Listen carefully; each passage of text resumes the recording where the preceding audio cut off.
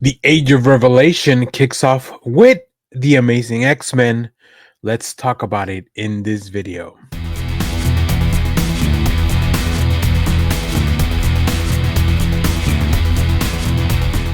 Hello everyone, Danny here from the Next Issue Podcast. On today's video, we'll be doing a review for Amazing X-Men #1. This is a new book from Marvel Comics, part of their new Age of Revelation X-Men line.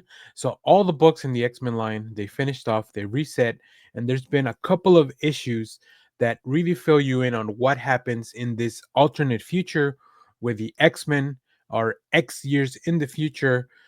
So in this issue, we hope they survive the experience X years later on the run after a deadly clash with Revelation's chief assassin. The shattered X-Men desperately gamble everything on one last mission. With the help from an unexpected ally, they venture into the haunted ruins of Grey Malkin. What they find there may change everything if they can survive. This book is written by Jed McKay with art by Mahmoud Assar, Matthew Wilson on colors, letters by Clayton Cowles. So I talked a little bit about how it's a very difficult time, I think, to follow the X-Men. And I have a full video on that. But as I mentioned, I will be doing reviews for every #1 issue of these Age of Revelation books. So stay tuned for all those things. So I'll be talking just about the book. If you want my full thoughts on the future of the X-Men and the larger world of the X-Men as a whole, you can check out that video. I'll link it in the description of every review for my Age of Revelation stuff. Um, this was a very interesting book. I like the idea of these X-Men in this uncertain future. They bring in the minds of Beast, Cyclops, and maybe some other allies. We haven't really dug too deep into it, but they need a leader. They need something to help them out. And it's been trials and tribulations for them, right? As Doug Ramsey has become Revelation and really taken over everything that's been going on with the X-Men. You know, the X virus is rampant and out of control. And it's a world where yes, the mutants are in charge, but it's not an ideal place like it was back in Krakoa. It almost feels like this is doing a little bit of commentary, this whole Age of Revelation, on like what a darker, more twisted version of the Krakoan era could have been. um I really like the lineup here, specifically this version of Cyclops. Like, you know, he's a Cyclops that has been through a lot in the present, but now he's in this uncertain future. Beast with a very different new look. There's an interesting dynamic, well, especially with a character named Animalia, who I'm not very familiar with, but it seems like they had the beast whose mind Hank is inhabiting seems to have some sort of relationship with Animalia.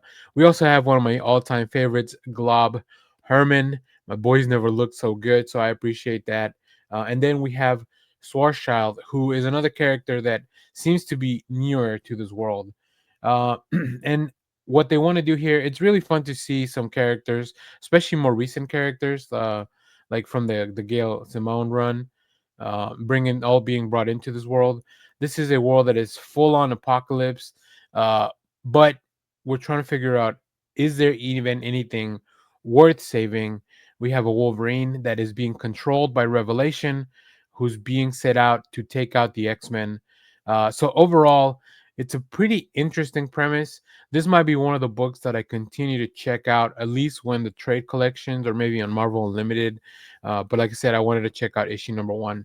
I think Jen McKay has a very fun understanding of the X-Men and what makes them interesting. And Mahmoud Asrar, like, his art is fantastic. So I'll always check out a book with his art. But at this time, it'll be interesting going forward to see how much of the story can they really get.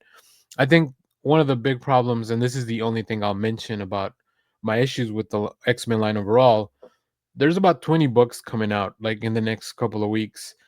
That's a lot to keep up with. So pace yourself, choose, follow.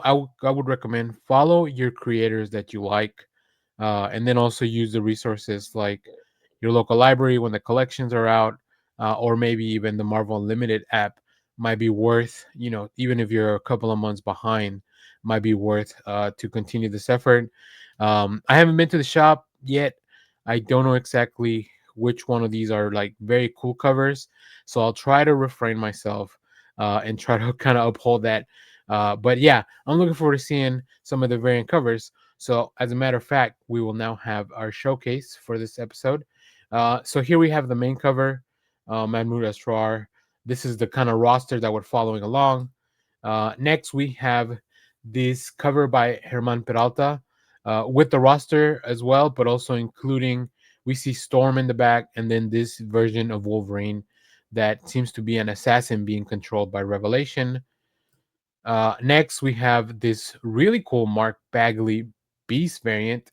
I like that they are trying to maybe rehab Beast and giving him a different look. Definitely helps. He reminds me of kind of like this Wendigo like character. Next, we have Mike Hawthorne, the Revelation variant. Uh, Magic and the Dark Child are a very important part of this book, so definitely understand why. Like, if I was gonna buy a cover, this might be the one I'd be looking for, just because I love Magic. And this Sanford Green variant is also very, very cool. Sanford Green has a very unique style, and I really like the designs for him that he did in this book. So, um, those are all the variants for this book. So ultimately, I would say this is a book that I would recommend checking out if you want to continue. This feels to be like the anchor book for the X-Men, like the main one. That would be like your uncanny or your adjectiveless X-Men that would follow the main group. But we'll see. I still haven't checked out everything else, so we'll have to dive deep into more of that stuff. So if you have read Amazing X-Men, let me know what you thought about it down in the comments. If you're in New York Comic Con this week, make sure to go say hi to some of these creators. They'll be at the convention. I'm not sure that everyone will be there, but a lot of these guys will be there, and that's going to be really fun. And of course, let me know what you thought of the book, which variant you picked up. As always, thank you for watching and stay tuned. We have a lot more comic reviews, trailer reactions, TV recaps, all that fun stuff here in the channel. Thanks for watching, everyone. Bye bye.